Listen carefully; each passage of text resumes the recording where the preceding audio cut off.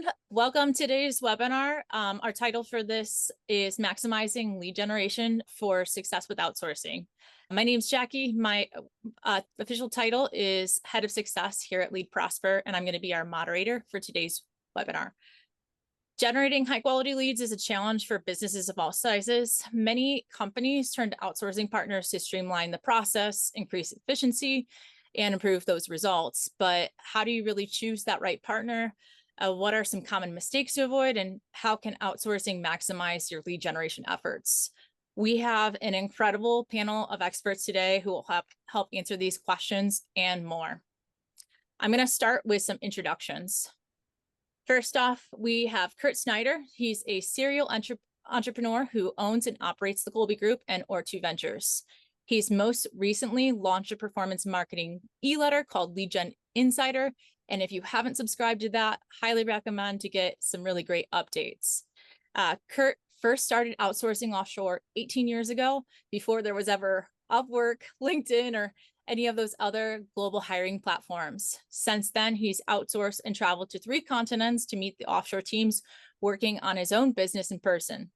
In 2020, when the world really revolved to remote work, he saw an opportunity to import the global expertise he spent years cultivating and brought IT, computer-aided design, accounting, business development, and staffing resources to the US clients and has never looked back.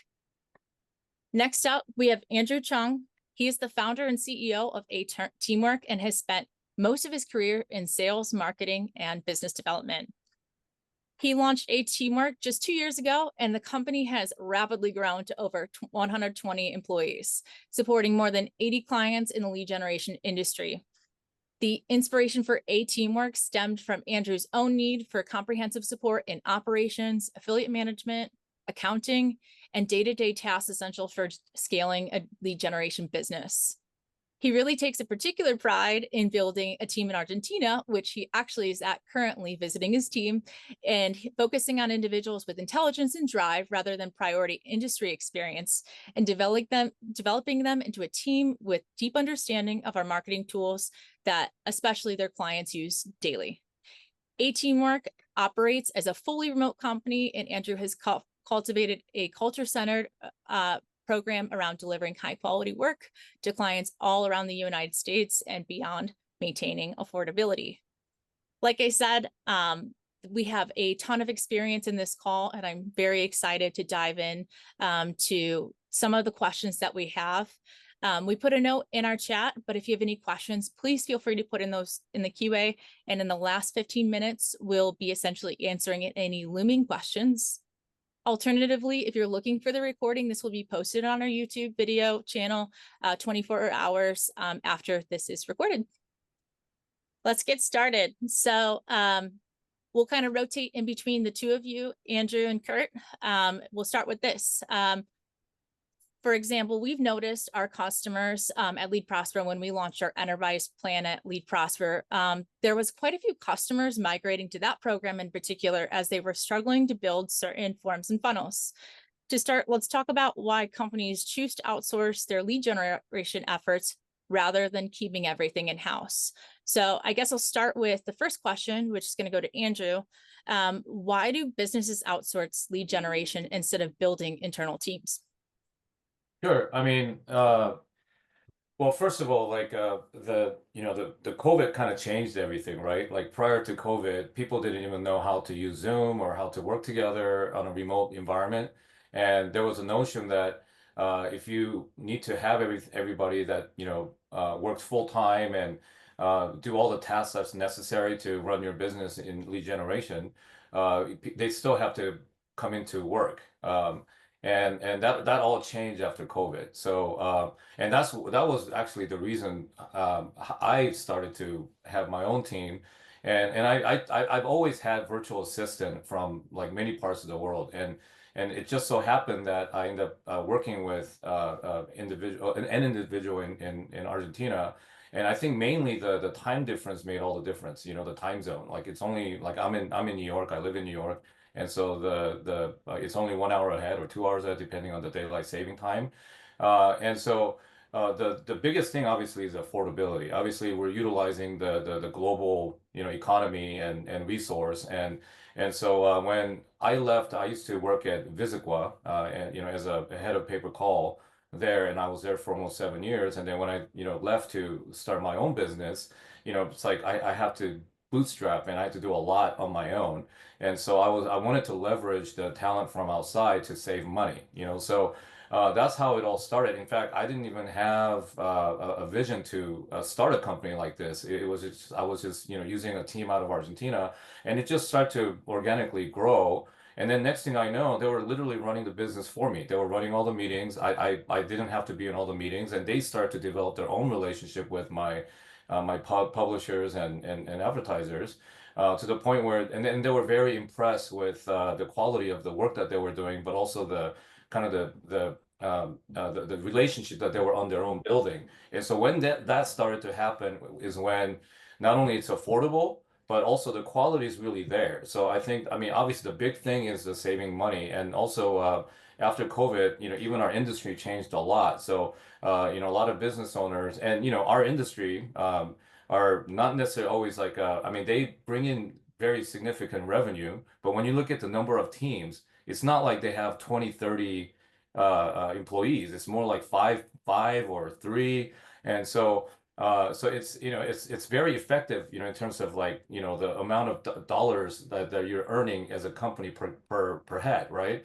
And so, but even then, as industry changed, there was this little bit of a nervousness about, how to keep the, like not expanding too much expense. So like out of those needs, I think naturally a lot of business owners in our space started to look for outsourcing. And so anyway, so that's kind of the story of how this whole played out, and it really kind of rang like, well, it really spoke a lot in terms of what the demand was there, and what I was already doing.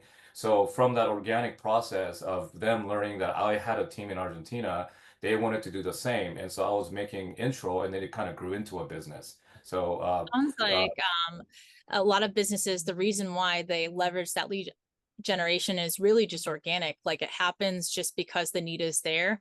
And I love that, your business has grown from that, like essentially solution based, as opposed to, trying to create a product and then have the market adopt to that. My next question is for Kurt. Beyond, I know Andrew mentioned some very key advantages to outsourcing, but beyond that, do you have, what are the key advantages that you've found to outsourcing, especially for companies that are looking to scale rapidly? Yeah, and Andrew, great stuff there. I think you and I have all the same battle scars, probably. And I didn't know you were actually in Argentina. For folks to know, you're going to get into this world, you're going to find yourself in different continents. I'm actually in Cali, Colombia, right now, Oh, meeting wow. with a couple of partners. So for me, Jackie and your audience, it's really simple. Why relegate yourself to Annapolis, Maryland, and a 30-mile radius, and think in this big blue ball, wonderful world in which we live that is completely connected, overeducated, underemployed, that I think I'm going to find a better, whether it's tech, whether it's, a marketer, whether it's an accountant, whether it's somebody doing CAD drawings, they're all over the world. And if I've learned anything traveling, Andrew, I'm sure you too, is you really start to lose your, and this isn't great, but like your elitist American, all roads point to us sort of a perspective and attitude. It's called ethnocentrism. It's thinking that, every culture needs to be like ours. What you learn, what you find out is out there is that most of this world, first of all, as we know, isn't as rich as the United States. However, there is some great education out there. There is some great technology out there. I find, Andrew, I see you're nodding your head, the youth. I mean, I was in Cali. I came here a couple of weeks ago, and this young lady walks over, perfect English. And I'm thinking, oh, she must have lived in the United States. She learned her English. It was spot on American English from watching Friends, from watching The Office, from watching Netflix, from watching YouTube videos. I'm not kidding you. Like no formal education. So you tend to find that the generation probably around under age 35 is where you really see these, I call them kids, sorry, but they're on top of it. And as Andrew mentioned too, yeah, don't ever make it all about cost.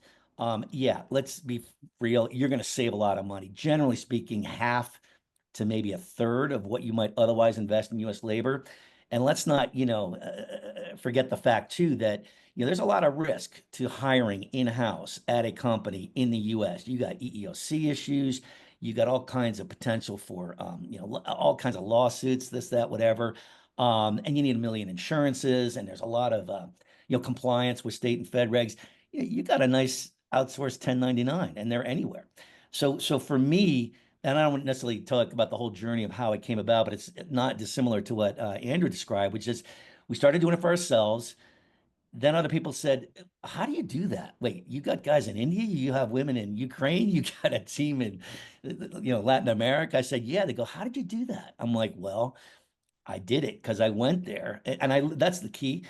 18 years ago, there was no LinkedIn, there was no Upwork, there weren't these job boards, there was no Indeed. I found these guys in South Africa, and you're talking, early 2000s. Their internet went out. I am not kidding, like 3 times a day. And that's when it dawned on me that, oh, this is not real easy, because a lot of countries don't have the infrastructure that, we have and that sort of thing. But Jackie, just, long story short, or long answer shorter. Yeah, it's a lesser investment. A lot of the risk is gone, but you may in fact get better. These are great jobs. I mean, if you're in investment banking, the coveted job is Goldman Sachs.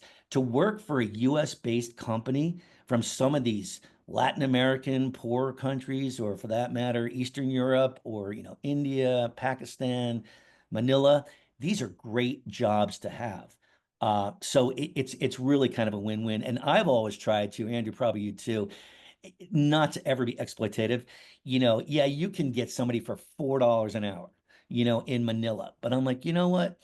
I'm not paying somebody 22 here. I'll give them 8 or 9 an hour. And then they feel good about their job. And then when we start working with them and everything's great, they start referring to their friends. Their friends see like, oh, Pyra, you're making a lot of money. What are you doing? Oh, I'm working for a US company. Well, how can I work for that US company? Well, as a matter of fact, they do have more roles. So in a nutshell, or big Yeah, I mean, nutshell. yeah, I mean, just to chime in, so yeah, Kurt, I mean, you've been doing this far more than I have, and I share all the thoughts that you just mentioned. And so one thing that I will definitely highlight is that it's another thing that's really rewarding, having to find this company and working with, I mean, at least for me, it's mostly in Argentina, it is, yeah, what Kurt mentioned, the education, the level is phenomenal. And also there's a drive because, for them, they're given an opportunity to work in a US based company. And, there are lots of virtual assistant companies that are out there, but when you make it into more career oriented, so whatever they do and learn, it's a constant, maturity of, and becoming an expert, and really giving them that opportunity and seeing them to grow that way is extremely rewarding.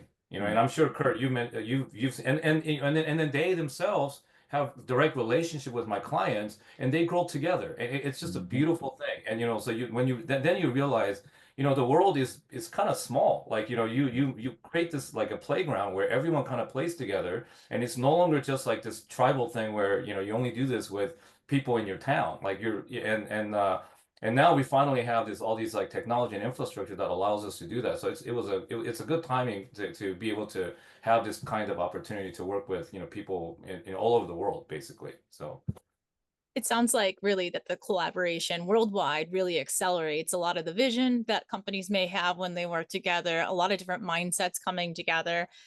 Kurt, you mentioned something interesting, which I think is a great transition, regarding maybe some common mistakes and challenges that we might find in some of these outsourced lead generations. And we've noticed that, whenever a user comes in either to like Lead Prosper Enterprise or any type of enterprise program for SaaS, or they're doing their outsourcing, there may be some common mistakes that they may battle. And I'm going to ask this to both of you because I know that you have some great stories, but what is one of your biggest mistakes that you've had when outsourcing? Or if you have any stories related to that. I'll take a swipe at that. As I alluded to, I've got some battle scars. So I'm not perfect. Nothing's perfect. And everything in life and everything in business is a risk. And the way you mitigate risk is with, you hedge your bets, you hedge your risk, you have contingencies. But in the earlier days, and sometimes when we were a little bit more want to just get something, engaged and have somebody work, the thing you got to remember, I don't use them, but I mean, dating apps, the whole notion of ghosting, that's a thing. And that's a thing within outsourcing as well. You might have somebody, I'm going to make up a country, I'm India, and they're working with you and they're in the project, they're mid-project, your client's all over you, you're getting the way, they literally disappear. I'm not saying India per se, they disappear and they'll like vanish from the internet. And you almost think like, did they have a real job and they tried to moonlight and they got caught, or did they just, sometimes they get overwhelmed, they get over their skis in terms of their ability and that sort of thing. So, really not, Jackie, dissimilar to hiring, Jane or John Doe in Tuscaloosa. They may not work out, but they're not going to disappear, like vanish from you. And then you're caught mid-project. If it's a big tech project, see Andrew nodding his head here. I think he's probably been there too, or design or anything.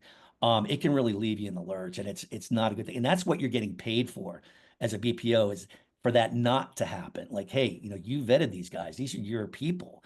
How on earth could that have happened? So in the earlier days, Jackie, I don't think we were as good as we probably should have been about having, backup. When I worked in the corporate world, the owner, zillionaire guy, he said, Kurt, I know this sounds harsh, but anybody in your staff and in your teams below you, imagine coming into work knowing that Jane or Jim got hit by a bus. And he said, it's really harsh, but they got to have a number two. They've got to have a backup. And I would contend you got to have a 2 and a 3.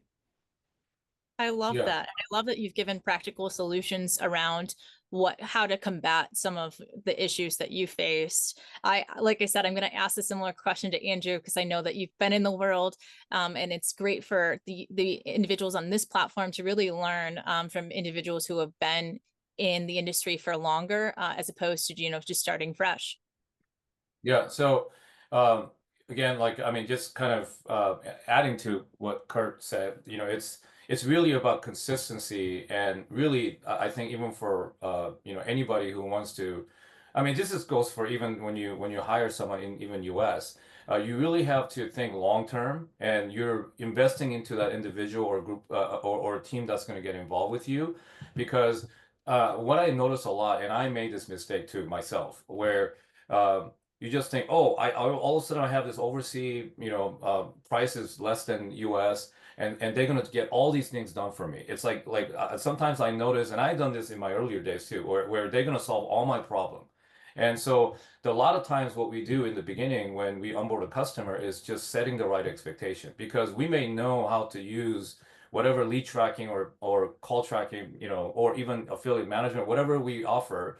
And and we've done it many, many, many times, and we have very capable people, but every business is different. And so we have to get acquainted to that business. So you're going to have to go through that transition. So it's not going to happen overnight. So part of it is to really understand that nothing gets done, right away. Like, you're hiring a new employee essentially. And so you have to, you have to get acquainted and then just get used to it. So you do have to still invest. In fact, in the beginning, you probably have to invest more time to ensure that they understand how you run your business. I mean, I remember when I first hired myself, this is way back, maybe like, yeah, it was like right around the time when my daughter was born, because I was freaking out. I'm like, okay, I'm gonna be a dad.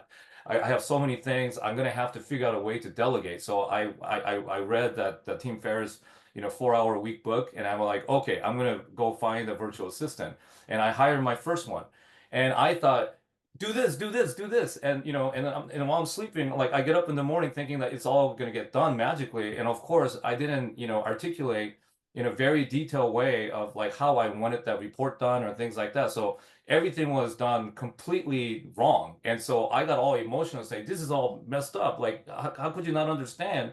And then I realized that it was because I didn't have the patience, and I had to first understand that I need to explain what is this that I need to get done in a very patiently, and also in a very like detailed manner, so that they finally understand. So once I invested my time to do that and thoroughly explain, And now it became more like a clockwork, and it was like things were getting done. So there is a transition, and so that's number one. The other thing I will say is just what, as Kurt said, you have to vet out the right BPO. Like, you can go to Upwork and find these individuals, but you're not, your mindset might be it from the both end. Like, I'm talking about someone that an individual that you might hire.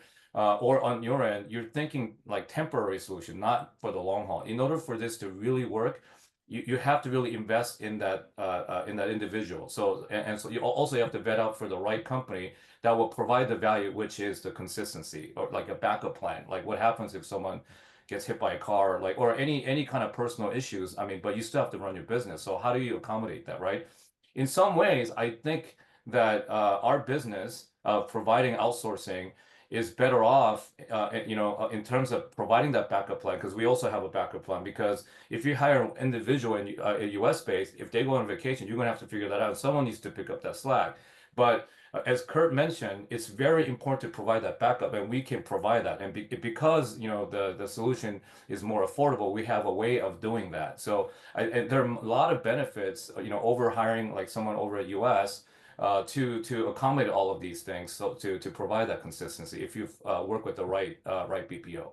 So On that note, you mentioned setting realistic expectations. So I'm going to bring this question to you, Andrew. How do businesses, or how can businesses set realistic expectations? And I know you kind of mentioned some measurables in terms of how to keep those in bounds, but additionally, how do you measure success when working with an outsourced provider, either in the US or in a different country? yeah, so I mean, the onboarding is a key, and in the beginning, just again, like just going back to having the patience, but also very on the SOP, just spell out everything. But I think what we also do is, like first month, we kind of agree on what is the result that you're looking for, and how do we measure that. And so and also the other part is that we're all busy, and as I mentioned, going back to what I said about our industry, you can pretty much, it's a direct access to the owner, because a lot of our clients, in lead gen space, they're not big, right? And so there's like 5-man show, or maybe like a dozen. And so but because of that, the people that are in US working, they're especially the owners, they're all over the place. This is why you need a virtual assistant in the first place. So what the challenge is, just because you added more resource to help you to get things done, does that mean that you can just kind of be hands off and like magically things happen? That means that you have to over communicate. So communication is a key, because I've noticed, even, it's like we are more communicating to our client, and they don't respond for 2 days because, they have other priorities, but they hired us. So we were like, hey, so we got this set up, but can you please take a look? Because, until you approve it, or like, I mean, especially in the beginning, it's like you're leaving money on the table, because it's not done yet, right? So I guess going back is just over communicate in the beginning, so that the both party really understands, and really build that momentum, and that build that camaraderie of, like, and a way of working together, so and so I think the beginning is the key to setting the right expectation. And so once that's all ironed out in the beginning, it's pretty, it sets sail. I mean, there might be some, incidents where you have to deal with that are a little bit, unique. But in general, once you finally understand how both parties work together, then it becomes very easy. So I say in the beginning is the key, like the first month, to really over communicate and try to understand each other. So. I love that. And I think that first month, even for our own customers, is that acceleration point where you really, peel back the layers. It's really a candid conversation and honesty. And that pivots to just a really accelerated growth when it comes to getting the initiatives done that individuals want to have in that accomplished product. I'm also going to give that same question to you, Kurt. As you've kind of gone through the last 18 years, have there been any tools or things that you've put in place to manage expectations, but also to get those measurable results that your clients are looking for? Most certainly, and Andrew really, kind of nailed it. I don't want to be too redundant here, but the thing that I came to realize, and I maybe just knew going in, these are human beings, and we as human beings from every corner of the earth are very much the same. Yeah, they might live in economies where the cost of living is a fraction of what it is here. But, they have families, they have goals, they have ambitions. They see people in their own countries with wealth and who have done great things. So aside from the usual, and I couldn't agree more with Andrew, that the onboarding and over communicating and really setting the expectations. The thing to understand is it depends upon the individual whether they came maybe from a corporate environment or not. Whether it's India, Manila, whatever. You can't just look down and say, oh, they've been working in a fruit stand or something. It's nonsense. They've been to college, they've been to universities, they've probably been in a corporation. And sometimes the rigor and the discipline and the accountability in those corporations are even tougher sometimes than the US. So they're familiar with this. They understand KPIs, they understand performance, they understand looking at a dashboard. Here's where I think we have had a modicum of success, maybe above and beyond sometimes. So a little story, and we like to tell stories. And I think this individual maybe too, Jackie, but the guy I first connected with, in tech to help us to actually set up some clients, or our own actually, lead gen system, was a guy working on his laptop in a coffee bar in Delhi, India. And he lobbed in an email, he got me, we started working together. And then all of a sudden he started, understanding the business. He would find affiliates. That wasn't even his job. He was just supposed to connect the pipes and do the tech. And I got to know him, via Zoom. And then I went over there to India. I'm like, I got to know this guy. He's going to really take us forward. And it turns out, if you know Indian culture, there's still somewhat exists a caste society. And he was from the north, and his wife, or well, I say I blew the story. Girlfriend was from Bengaluru and very wealthy, and her father would not even let him meet her, even though they were dating. Like an arranged marriage sort of thing. And I said, Rohan, we're gonna make you so rich. Oh, I just said his name. That your soon-to-be father-in-law is gonna let you meet you, and you're gonna take up. So what I did was I said, this guy's got life goals. This guy is a human being. He's not just working in a vacuum, making his X. I said, I'm going to share profit with him. And so I did. And profit to me and profit to him were totally different things. He's buying a house, he's buying a car, he's buying a rig. All of a sudden, his soon-to-be father-in-law said, "Yeah, you can meet this guy. He's got a real job now." And sure enough, they all got married, and everything was great. But you get to know these people; they're humans. So aside from expectations, Jackie, I think for me, you got to be a little cautious because it backfired for me once in Manila too. But give them an extra carrot. That's the way you would run your own company. And then if all of a sudden they're like, wow, Kurt actually cares about us and doesn't exploit us the way so many US and Western firms do. These folks are working, from midnight till 5 in the morning in India sometimes. And they've got families and they're, all groggy and what have you. But if there's that nice extra chunk, I'm not saying everybody needs to do this, but just remember, you don't just exploit them for $7 an hour. You pay them more than 7, and maybe, have them share in the success that they are helping to achieve, which is well I love above and that. beyond just basic, metrics and performance and expectations. You mentioned a little bit about, and very slightly about maybe some misconceptions that individuals battle, even like when you're establishing those relationships. I'm curious, when you're, looking at prospective customers to bring into your business for outsourcing solutions, what common misconceptions do they bring to the table? Yes. They think a lot of like what probably Andrew and I thought getting into this. You really have to educate them that, this isn't just cheaper. There's a process here. Your folks are going to have to get used to our folks. There's a lot of communication. I got an example right now. I'll be careful to not describe anything, but where um, it's a Canadian-based firm, and there's a classic case of I don't want to train my replacement. And the one who's feeling very threatened happens to share the exact same culture as the folks doing the work on my side. It's a real clash. It's really tricky. And I think the executive staff thought this would be slam dunk and be real easy. But in reality, and we've all heard it, where, some BPO in Bangalore, completely replaced jobs in, Palo Alto or something like that. There is some of that going on because it is better in the business's interest, to eventually figure this out. So a long-winded again answer, but it's never easy. No two cases, Jackie, are exactly alike. And again, I keep coming back and down to this. These are not bots. These are human beings, and human beings from a different culture. I cannot stress that enough.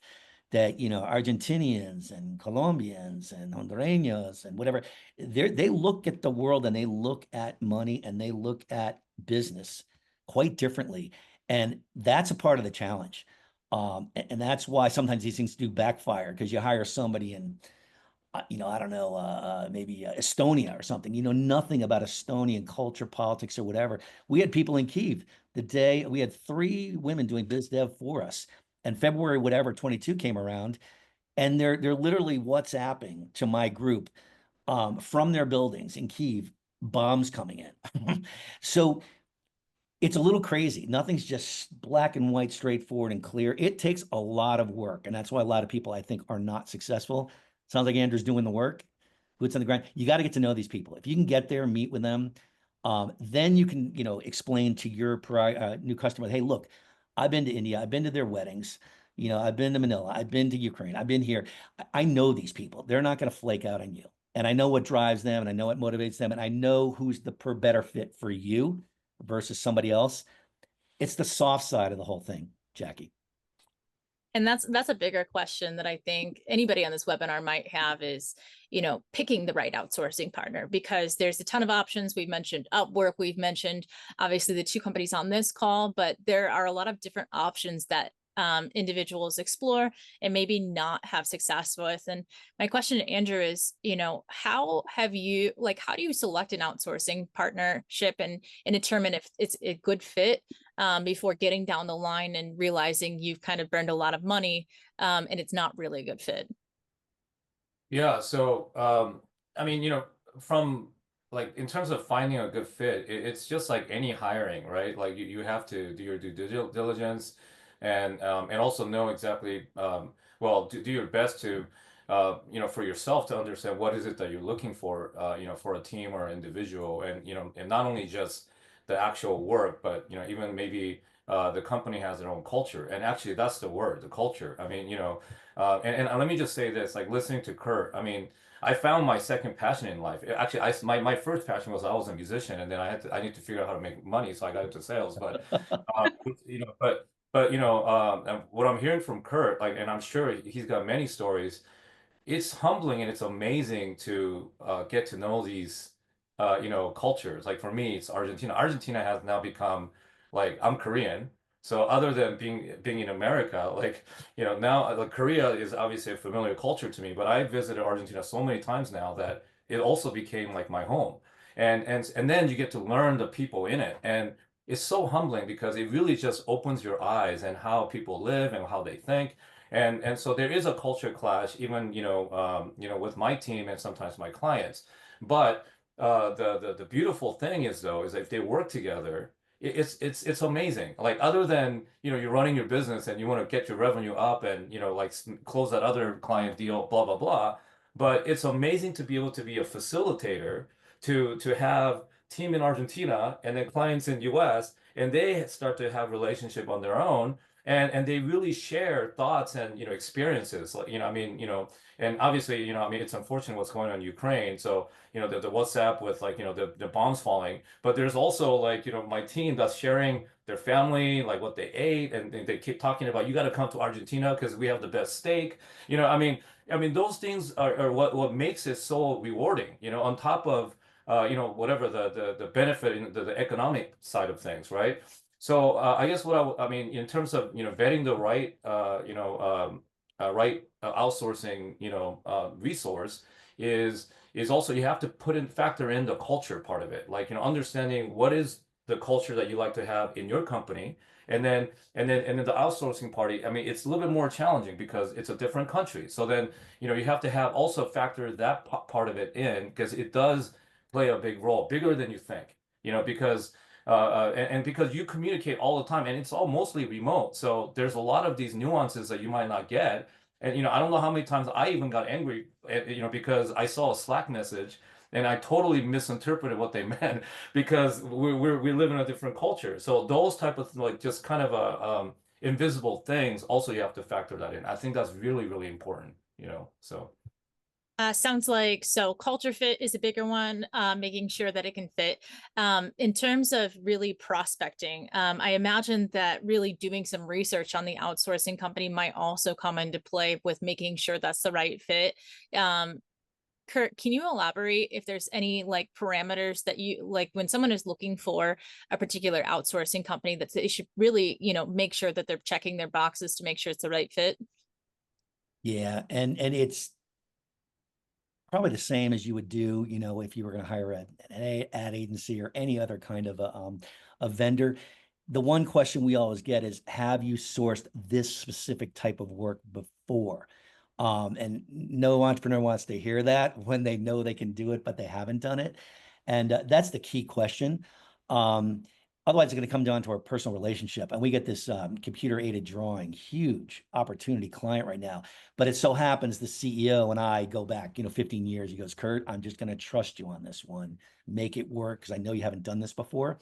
That would be number one. And number two, you're onboarding somebody who's going to be a real key partner for you. I mean, the way Andrew and I make our money is all the work you don't see. Like, well, what are we paying you a little bit of a markup for? It's because he's been to Argentina. It's because he knows these people. It's because he's got all the battle scars. So there's a lot of BPOs that talk a big game out there, but I would get on a Zoom and I would hammer him or her, the owner, no mid-level, and say, tell me about your boots on the ground experience in the country where you're going to be sourcing people to me. A lot of what, and again, I don't think Andrew and I can stress enough how much it's the soft side of things and not just again, these aren't bots, these aren't people, because you're otherwise setting yourself up for failure. And the other thing, Jackie, I might mention, and you probably know this too, somewhere, some way, somehow in the last 10 years, BPO became synonymous with a call center only, which drives me nuts. BPO is everything. It's business process outsourcing. And, we were doing a bunch of accounting and quality assurance, running the tech for the lead platforms and so forth.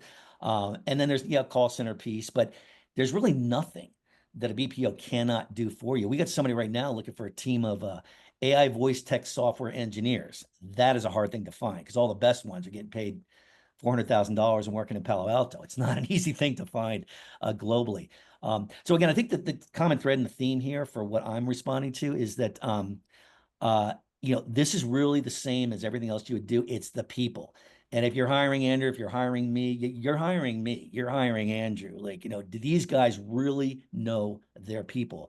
Because if they don't, and they just say, because some of these BPOs, they claim to be a BPO and they literally go out and they run out on LinkedIn, they run out on Upwork and they grab people, VAs for $7 an hour. And I can't help it sometimes. I'm like the Karen and I say, yeah, all you're doing is going to, when it's somebody working out of their basement in, Chicago. And I'm like, you can't just say you're a BPO, never having been to Manila and then marking it up $2 an hour, And I'm like, why don't these folks just go to Upwork? Of course, the comment gets deleted 3 minutes later, but That's hilarious. Like I said, what I love about having you two on the webinar is really because you offer and you have real world experiences, real world mistakes, real world stories. And it's great for our users to learn just some of the nuances that have happened even in your own experience. I'm going to move on next to the future. And this is a big word, especially 2025 seems to be the year of business pivots and acceleration. But I'm going to ask this to you, Andrew. Looking ahead, what's next for outsourced lead generation? What trends are shaping the future of outsourced lead generation? Okay, I'll just kind of focus and stay in the in our industry. So obviously, one-to-one consent was a big concern, and then it just kind of disappeared, and but I mean, the when you I mean, I have the people that my clients or people that I've known. I also come from a network background, so I never did media buying or generate my own lead, in the past, and I managed, big budget from direct carriers or like, agency of record. And then I turn around and recruit people who knows how to do that. That was my business before I even started doing this. But more and more the demand that I see is generating their own leads, so media buying, is big. So, and there's AI piece to it, like there's all these TikTok style video, UGC content, and just churning out as many videos as possible to drive traffic to your landing page. That's a huge demand, and you don't have to do that all in US space. There's tons of talent out there that can do that for you. And also, I kind of see it as AI operators. I mean, AI is coming. I mean, it's already here, right? And so, but I mean, do you want to literally learn all the tools, whether it's for QA, for all the calls, or like, it's just optimization, just, with, optimizing data, or even on the media side, like even creating videos with AI, I mean, well, you can't just use it all raw and then just put it out there. Someone needs to look at all of that and do a final touch up and then deliver, right? So I think, for next couple of years, I mean, I just touched on media buying, but all aspect of, lead generation business, you can leverage, outsourcing, folks outside that can really become really, I mean, there already are great AI operators that can actually help you to do this to scale your business. I think that's the future, right? So, and I'm seeing it like, I'm seeing, I mean, what do you call it? The jump of those type of demands, every day, like, from our industry. So. I love that you mentioned that content and the media buying piece, because I think when people think about outsourcing, that may be platform outsourcing, but there's so much more meat to outsourcing that can really elevate your business, continue to help you grow and grow rapidly in 2025. I'm also going to point that. Sorry, I'll just clarify. The only thing I will say, though, the reason why I kind of pushed, my conversation there is because even though one-to-one didn't happen, I mean, obviously, I mean, I think we all see this. The buyers are getting smart, and they want to actually work direct with those, folks that are generating the traffic. I mean, the days of just sitting in the middle, unless that you really create some kind of value, it hasn't gotten much tougher. So a lot of network clients are wanting to generate their own traffic. That's the thing. So in order to do that, whether in the form of leads or calls or both, you're gonna have to learn how to do this. And what you'll find is that not just in Argentina or Latin America, but also in Europe and Asia, there's tons of talent out there that really know how to do this, and they've been doing it for a long time. And so that's a yeah, I mean, I'm sure, like, people are already tapping into that resource, but I mean, yeah, like, I mean, that's like almost no brainer, for this year and next year. So. Absolutely. I'm going to point that question to you as well, Kurt. Just want to, pique your brain really on, trends you're seeing as it comes to outsourcing. Like I said, we touched really on the media side of it. Any other trends that you're looking at in 2025 as one-to-one is in this pivot stage and things like that? Yeah, and thank you for that, Jackie. So I think this is what I tell all my people in my staff and my peers and my investors and everybody else is that, 2023, 4 was a lot of talk about AI. ChatGPT came out and it was like somebody had given birth to the very first website in 1993 or whatever it might have been. And people were like, okay, this is kind of cool. And everybody played around and used it and this and that, whatever. 2025 is the year of actual solutions in AI. And I'm not just talking about, voice and search and that sort of thing.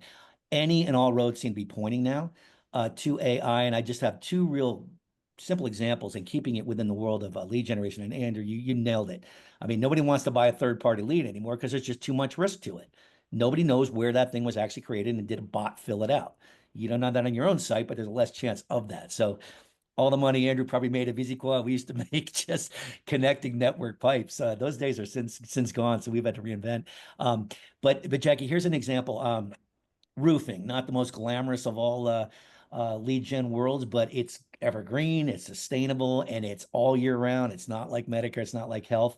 So we're partnering with a guy who has a big team happens to be India, where they worked for 9 months on an AI model to come up with the most likely person in whatever neighborhood it is to need a roof. I don't know if you know the way that industry works. Sometimes they just deploy a bunch of young kids to run out and knock on doors, literally. They have a little bit of, focus and so forth. Maybe some financial data points on the person. This is 35, it doesn't sound like a lot, but when you put it into an algorithm, it is a lot.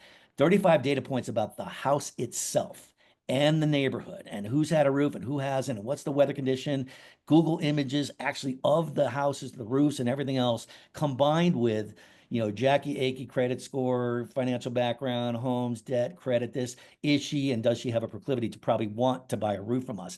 Then you deploy your kind of Navy SEAL team of door knockers to only those houses. They can go knock on 10 house doors versus 1,000 using this model. So it's lead gen, it's AI, it's right here, it's right now. The other example, we're doing a lot of voice tech is the big thing now.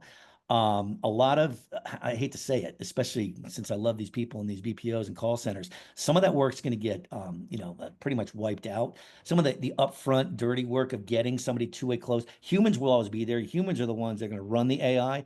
But in sales and closing a lead or closing a sale, it's the human at the end of the line. But you used to have 10 humans to do now what 3 can do, because the 7 of the 3 were doing all the kind of nurturing to get them, the fronter, the qualifier, whatever. You got a voice bot now that does that.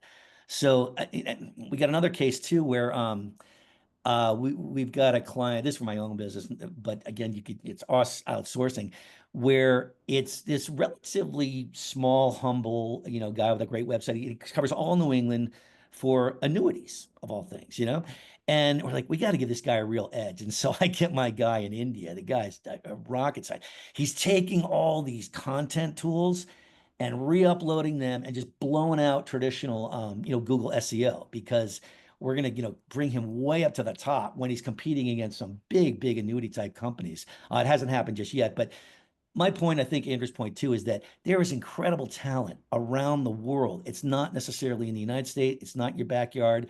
You have to rid yourself of the thinking that the best tech, the best universities, the best everything is right here. Oh, there's like 7 basically Stanfords in India alone. They're in Argentina. They're in everywhere. And these are young kids. They're 22. Sometimes you can get college kids. They do even a project. And they are just as smart as the guy or the gal who's been working for 20 years, using legacy type things. Open your mind to the fact that the world is full of cutting edge AI and any kind of software engineering talent that can help you in lead gen, not just media buying, but, targeting the right person. I think that a lot of individuals, and I've heard this quite often at our conferences, are, how can I be different? How can I essentially have that edge? And to your point, it's really, outsourcing can play a huge part of that, in terms of recruiting talent to put yourself above other businesses, to be that creative difference, to be that technological difference. So I love that you brought that up, because I find that a lot of business owners are essentially looking for that edge to be creative in some way. So I love that. I don't see any questions in QA, but I did want to wrap up, which is saying thank you so much, Kurt and Andrew, for your time. This has been such an insightful conversation. Beyond that, I really wanted to make sure that our attendees here had a contact source to ask any questions, whether that to subscribe to Kurt's Lead Gen Insider, which again is a very insightful newsletter that I think anyone could benefit from, or to reach out to both Andrew and Kurt regarding some of the things that they've mentioned today with additional questions. Looks like we just had a question come in before I land with that. This question comes in. How do you deal with virtual assistants that are working another job? This user uses Hub Stuff and they can see their screen. However, they tend to get their work done, but not all the time. How do you manage that? Andrew, you want to take us away? Well, yeah. So on my end, all of our staff only works at, A team work. So the way I have it, set up is that, no one's on standby, and and that's the benefit, right? We talked about the consistency in the beginning, someone just disappearing. So the model that I thought about even from the beginning is that whoever I hire, they're not part-time, they're full-time, just dedicated to, and then we have departments, we're not just virtual assistant where there's a traditional way of doing that where they get a you just have one person that does it all for you, like, you know, or like for 20 hours a week or 5 hours a week or full time. And so I don't run into that problem. That's why I also talked about it's a long-term investment. You're really like, I mean, and that's the focus that I have. We're not really a shop for like a project here and there, but like you're literally hiring somebody. It's essentially extension of, you know, we're the extension of your company. And so I think that consistency is a key. And then my culture is like, you know, in terms of, you know, how we run things is that it's, you know, I come from sales. So like, and, you know, and so I've managed a lot of salespeople, and that's kind of my mentality. And I know like there's pros and cons, but at the end of the day, I'm always looking for delivery. Like if, you know, pretty much where someone is growing from you know, that kind of a position that they have for our client, whether it's, you know, ops, like setting up campaigns or doing QA work or, you know, or call center. But when you see the growth, then you know. So, but going back to the question, um, I personally think that when you spend the money, then really like go all in and just invest into that individual and try to grow with them rather than having like a part-time that specific task, because you know there's always a limit to that, you know. And so so that's I guess that's my answer to that question. So And I would add to that that I mean, it's a blinding flash of the obvious, you know, first impressions, but people try to tell you who they are right away. And if your questionnaire has that issue right now, it will only get worse before it gets better. I would make the case, I don't know how much they have invested in the training of this individual, but you really can't serve two masters in a lot of cases. And I couldn't agree more with Andrew that they have to be yours and you have to put a little more skin in. Maybe you only wanted 5 hours, just pay for the 8 hours. Um, we had a woman in Panama. She couldn't do the 1 week's worth of work that, you know, my 12-year-old could have done. And she had 5 different excuses as to why. I said, no, sorry. You only knew it was going to get worse before it was going to get better. And it does happen. You know, Andrew and I aren't perfect. And yeah, sometimes things don't necessarily gel. But yeah, having more than one master, you got to be careful. And then I yeah, had and the case too where we had a VA like that doing real basic kind of biz dev work out of Manila, real sweetheart, great in Zooms, everything was perfect. She's making money, we're making money, her leads are great. Then she starts asking for money. Can you prepay me 3 weeks? My mother's sick. Um, can you double my salary for the next month and I'll earn it back because you know, I injured my foot. Here again, the cultural differences. I'm not saying anything about the Philippines by any stretch, but you know, money is different in some of these countries. You know, for you to stroke a 300, 400, $800 check is nothing. That's they can live on that for 2 months in some of these countries. So be cognizant of that. yeah, and the one thing I will add, and this is why where I really do think that both Kurt and I provide value because we're in this business. So if you try to do this on your own by hiring somebody like, you know, an Upwork, I mean, like actually most of my work is being a janitor, just constantly looking to making sure that we're delivering, and whether or not these people are actually working. I mean, that's like my 24/7, you know, and you know, I'm actually grateful to do this because, you know, I mean, because of the culture and the connection that I've made. But it's really tough to, especially when you're working remote and someone's on the other side of the world, to really understand, you know, what is it that they're doing. And so that's why it's really you know, useful to utilize a BPO that has already done the work and built a process in place, and they know how to vet people on your behalf. And the only thing I will, the one other thing I will say is that, yeah, 9 out of 10 times, those people who are kind of like that, you know, I mean, yeah, like you might have to just cut them or whatever. But it's, you know, to me, it also, it's sometimes though, you know, there is a rewarding to this, which is, you know, it's like a, you know, any sporting event, you know, there you have a I don't know, I'm a Warriors fan. We just got Jimmy Butler, and all of a sudden he's killing it, right? So meaning that I've also seen a situation where we put an individual to do this task for this company, and they were just tanking, like they were not productive or whatever. And we give them one more chance. We really talk to them and say, hey, what's going on? Like, how can we help you to and figure out a way for you to be successful? So, you know, and sometimes we even have that conversation with our client, and we put them in a different place or different light, and all of a sudden this person is thriving, right? And so at the end of the day, you know, we talk about outsourcing or whatever, but it comes down to the basics of just, again, you know, being respectful, giving people opportunity where like if they deserve it and if they display it, then have some patience and you know, and then you invest. It's everything that you do is an investment and there's a risk. But I mean, I think that part is also there where sometimes, you know, it's all about aligning them with the right situation too, you know, so. Jackie, if I could add to that, and you might have experienced this too, Andrew, is once we had, you know, I keep calling it boots on the ground, relationships within a specific country area, and have already really shown success, then a client, you know, the same one, or maybe even a different one, comes at you with a completely different type of need. One of the things you can do, you've probably done this in Argentina, is you go to your people and say, do you know somebody who, like, absolutely, I got the fit. And then, of course, because they know that we pay them well and everything, like, oh, heck yeah, I want to go work with their company, sort of thing. So it's not necessarily like a VA or, you know, running the tech for their, you know, lead prosper, whatever. It's like you're in the community now and they can refer you. And then the risk is far less that you're going to have a flake.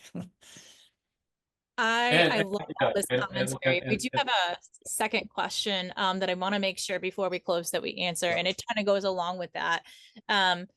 What platforms or channels are you recommending to find the international true talent you both are describing outside of Upwork? So when we talk about the Stanfords of India and things like that, what platforms or channels can you recommend to finding that true talent? Either of you can answer.